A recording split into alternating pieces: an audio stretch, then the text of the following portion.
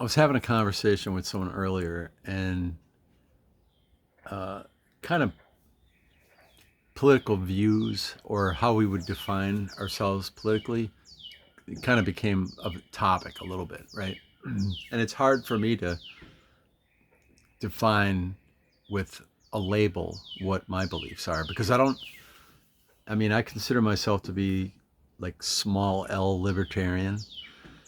But if you tell someone that you're libertarian, the first thing they're going to do, if they don't know what it means, they're going to Google it and then they're going to go to somebody's definition of what they think a libertarian is, as if all those things are going to line up with my beliefs. And so that's why I don't like the labels. But there's two pretty, like, I think, substantial properties of me uh, and what kind of guide my beliefs. And one of them is controlling of people. Like, this is a political belief. So I'm talking about all the people in the world. It's really nearly impossible to control everyone in the world right now.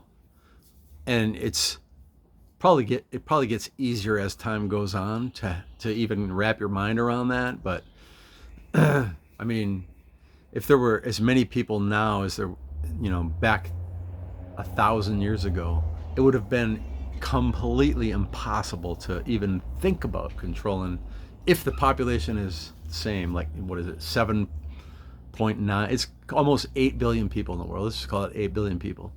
If there were 8 billion people 1,000 years ago, it would have been way a way larger task to try to control all of those people than it would be today. But even today, we haven't made much ground on that possibility because it's just way too hard. So if you break people down into smaller populations like countries, so the United States, for example, I don't know, it's like 330 million people, something in that range. Anyway, you're not controlling those either.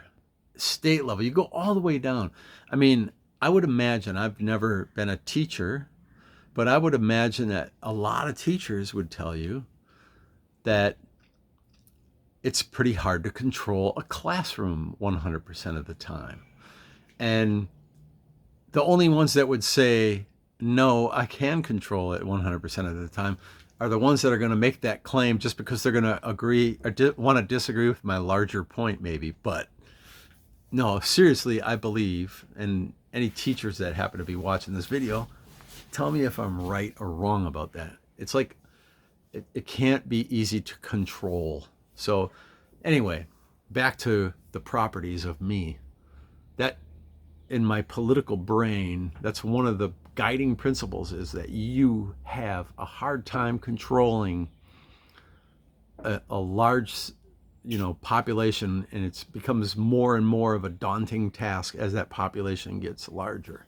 So the way I use that property of my political brain is whenever I hear someone explain the latest story, and they frame it with a narrative that somebody is controlling. Like, I'll give you a recent example of this. The election was stolen. Trump won in a landslide, that kind of stuff. Okay, so my belief is, in order for that to have happened, somebody would have to orchestrate this big, huge thing that would take place. And now people would disagree, saying, it wouldn't have to be that many people, because you can look at certain counties that will sway the election. Okay, so here's where that kind of falls apart in my mind. I've heard this argument.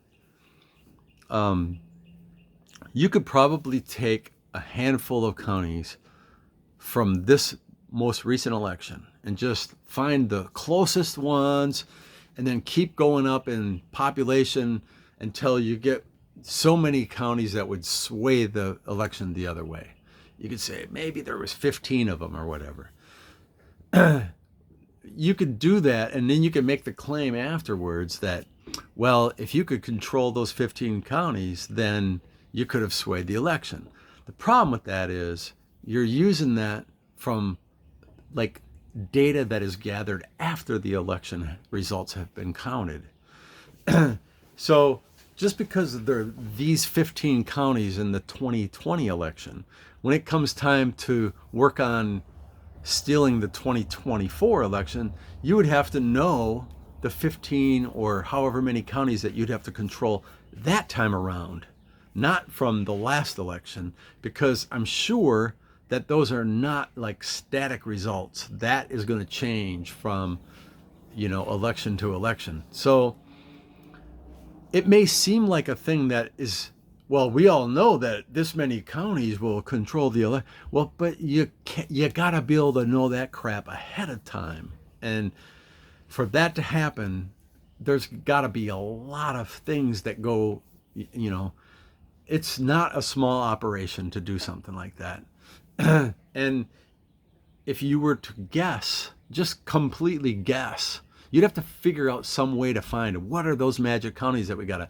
Well, one way to do that would be polls. But some of the same people that said you can't believe the polls are now going to have to use the polls as a reason of explaining how people would predict which 15 counties they'd need to steal. See, then you'd have to believe in the theory that these people are able to poll the population and focus on those 15 counties. You'd have to believe more in the polls than I do.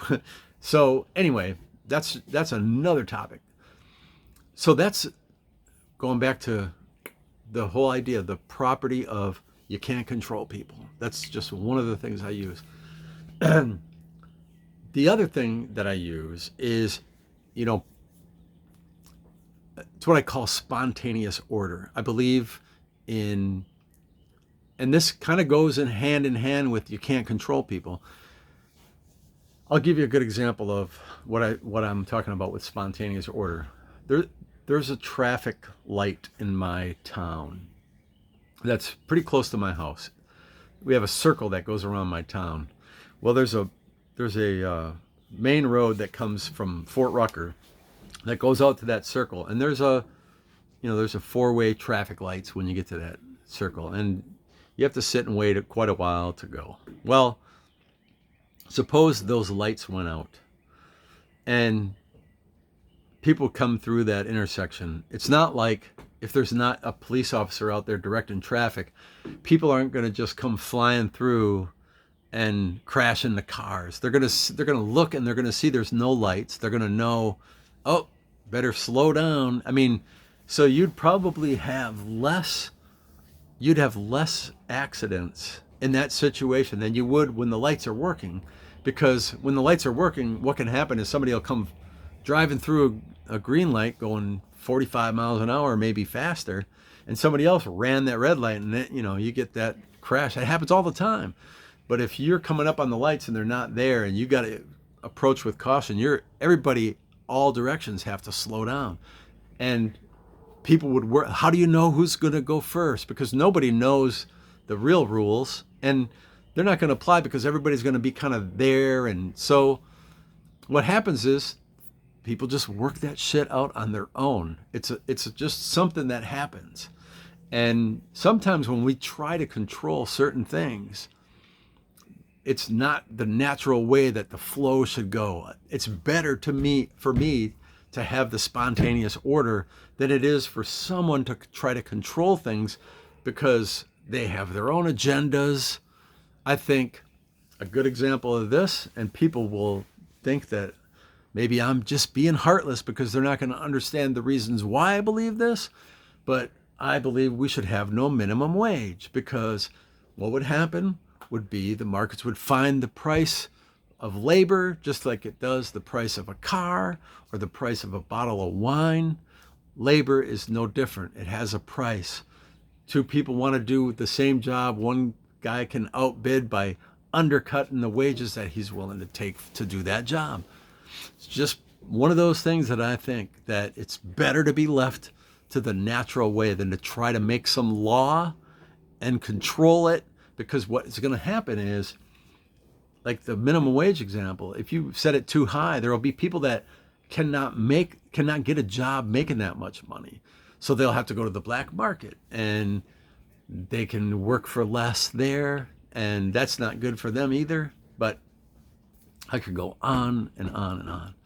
So those two guiding principles, though, are kind of like the big two that I always look at whenever I see something come up. I just kind of analyze, does it pass those two? Can this thing really be controlled? If the answer is no, which it almost always is, hey, let's not do it. And the other thing is, when someone's trying to regulate or control something, I'm going to say, well, what happens if we just let the market decide, or let this go without any kind of regulation? I would rather go with that side on just about everything too. So if you call that an anarchist or a libertarian, it's fine. I kind of think of it as like a principled libertarian, but it's just not that simple. That's why I figured I would make this video, just to kind of, and this channel that I'm on is called Spontaneous Order, but my videos really haven't been about that at all, because I don't think I can have a theme. I just can rant about different things. But anyway, I think I'll end it now at the 11 minute and 21 seconds. Maybe we'll talk to you again tomorrow night.